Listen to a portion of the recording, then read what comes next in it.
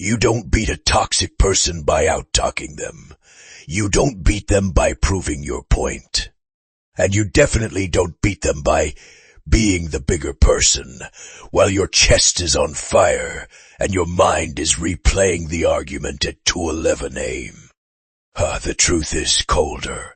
Toxic people don't want the conversation. They want the reaction. They feed on it. If you've ever walked away shaking, not because you lost, but because you got pulled into their weather, you know what I mean? They don't fight fair. They fight messy. They fight to drag you down to a place where you start explaining yourself, like you're on trial. Here's the first reveal I'm going to give you later. The fastest way to make a toxic person powerless is to remove their access to your nervous system. And here's the second reveal. The calmest person in the room is usually the one holding leverage, even when they say almost nothing. So, let me ask you something. How many times have you won an argument and still felt dirty after? How many nights have you stared at the ceiling, scrolling, thinking of the perfect line you should have said? And be honest, do you want peace, or do you want to be right? I learned this the hard way, from a person who smiled while they poked you. The kind of toxic who speaks sweet in public and cuts you in private. The kind who acts innocent when you finally snap, then points at you like you're the problem. I used to think the move was to match their energy. I tried it once in a parking lot after work, windows down, engine ticking, that heat in the air. They said something slick. I fired back, and in 10 seconds, I was louder than I've ever been. You know what they did? They got quieter. Their eyes got calm. Because the moment you go loud, they've already won the only game they came to play, making you look unstable. Here's the move. Your power starts the moment you stop performing. A toxic person wants you to audition for their approval, their fairness, their understanding. They want you in a loop explain, defend, repeat. Harsh truth. If you're explaining yourself to someone committed to misunderstanding you, you're handing them the steering wheel. Action step today. Pick one sentence you will not go past. 1. Mine is simple. I'm not discussing this in that tone. Say it once. Then stop. Let the silence do the heavy lifting, and watch what happens next, because that's where the pattern shows itself. What are you protecting right now? Your peace or your pride? Now here's the part that messes with people. Silence isn't weakness. Silence is a mirror. Toxic people hate mirrors, because mirrors don't argue, they reveal. I had a friend, smart, funny, always helpful, who had a talent for little comments that sounded like jokes. Relax, I'm kidding. Wow, sensitive today. One night at a small dinner, candles on the table, everybody laughing, they did it again. Old me would have clapped back to protect my pride. New me just looked at them calm and said, repeat it, slower. Soft voice, no anger. The whole table changed. Their smile froze for half a second. That half second was the truth trying to escape. Another move, make them own their words. Harsh truth, toxic people live on ambiguity. They throw smoke and then accuse you of imagining fire.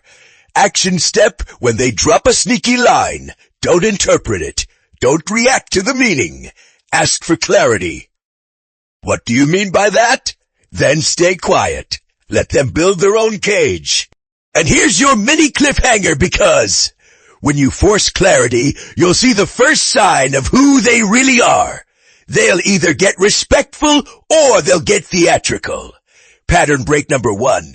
Sometimes the most toxic move isn't the insult, it's the invitation. They invite you to talk, but the talk is a trap. It's late. You're tired. Your guard is down. Your phone is hot from doom scrolling. They choose that moment on purpose. The cold, calm trick is timing. You don't have to fight them. You have to refuse their schedule. I had a family member who loved late-night serious conversations. Always after everyone's done, lights low, like a courtroom. They'd push, I'd answer, and suddenly I'm defending my whole life while they sip tea like a judge.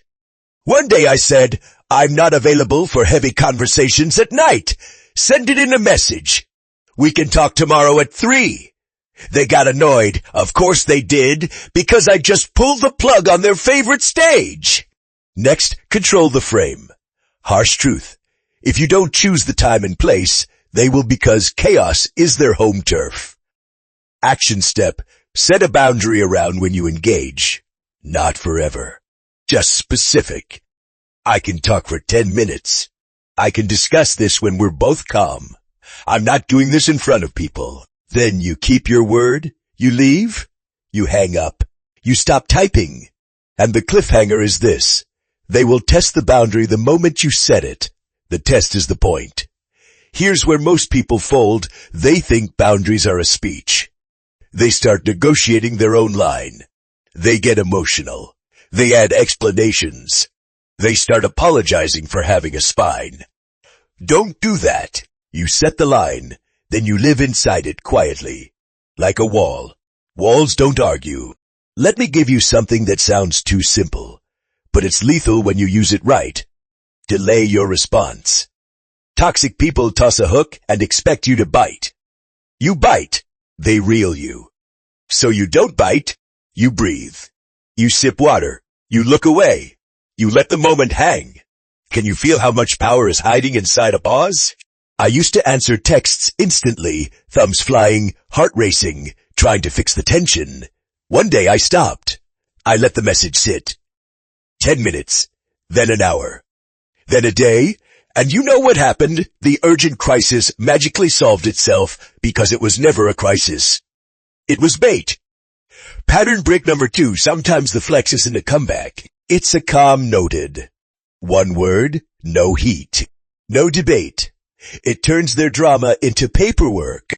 And here's the move. Slow down the game.